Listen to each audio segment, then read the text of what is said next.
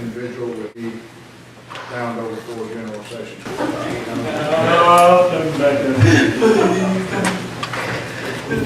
I wish I could. I would give my life for Austin. I loved him a lot. I didn't mean to kill Austin. Actually, I really didn't. I really think I did. When you're a teenager, your life has barely began. You're still learning how to live your life. Well, imagine having the rest of your life torn away from you and spending the rest of your life in a prison cell. Imagine your reaction to the moment that that judge takes away your life in the bang of a gavel. Well, we're going to see what that is exactly like right now as we dive into 10 teens reacting to life sentences. This first convict, known as Nicholas Lindsay, was actually too young to receive a life sentence when he was first handed into the police, but upon his resentencing, he was met with life behind bars. When the judge reads out this sentence, Nicholas just sits there, grinning, showing zero lack of remorse for his crimes. His mother walks out and just says it is what it is.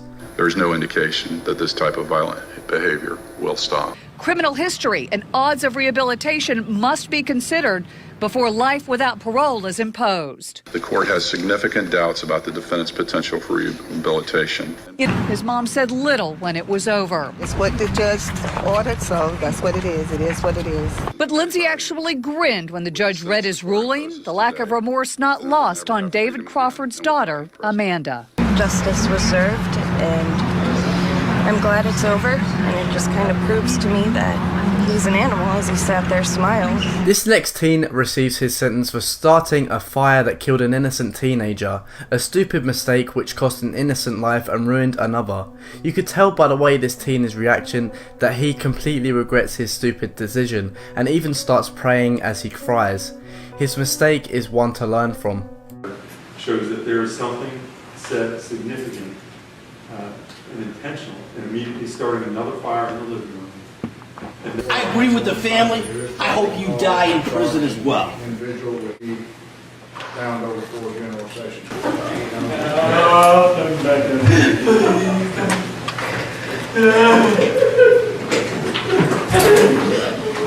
Dylan Shoemaker is someone we've covered before, but this story is so intense that I thought I'd share it again.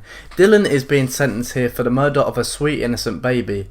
He killed his girlfriend's child, and when the court day comes, he tries to plead that he didn't mean to kill the child, despite the fact that the baby was beaten to death. His plot to win over the jury didn't work, and he is serving his life sentence. Years to life. I can't take back what was done. I wish I could. I would give my life for Austin. I loved him a lot. Austin Smith was completely defenseless. That's a given. But there were other dynamics at work there. Austin, actually, I really didn't. I really think I did. I didn't mean to hurt him. He was actually caught by the judge for actually trying to text his mother saying that he hopes the jury will feel sorry for him and that he's going to cry on purpose to try and lower his sentence. That on July 23rd, 2013, in a phone call to your mother from the holding center, you stated, and I got a quote from the court reporter, "I am a 16-year-old blonde. Probably all I have to do is cry in front of the jury and they're going to feel sorry for me." Philip Chime looks like an innocent high school student, but he is anything but that. He is actually in court for murdering his teacher. The teacher was actually only 24 years old, which is extremely young for a teacher. She was just starting her life up when it was taken away from her in a blink of an eye. Philip was sentenced to life, and here's his reaction. Philip Chisholm, on indictment number 2013-1446001.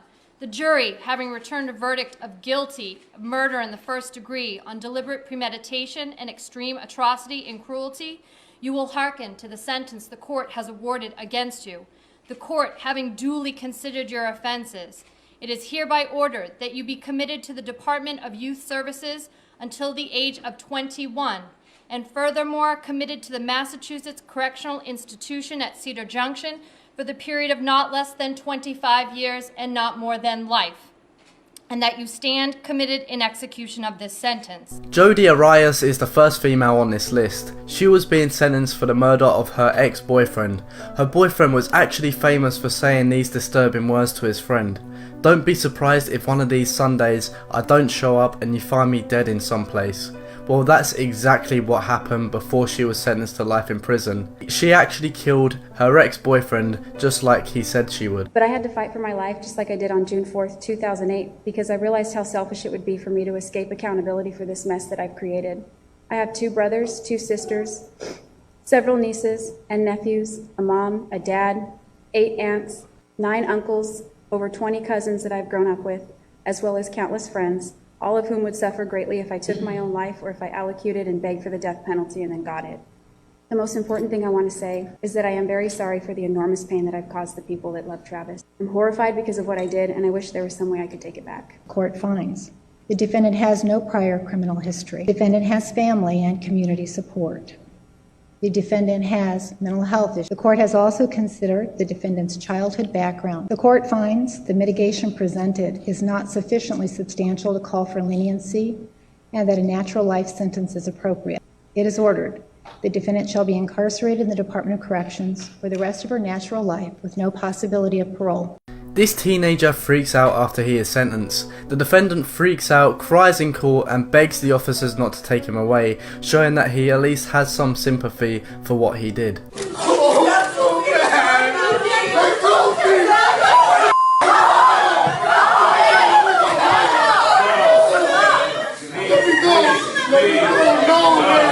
18-year-old Fernando Salgado begs to get to go home. This next teen was sentenced to life in prison after he and his girlfriend robbed and killed an elderly lady.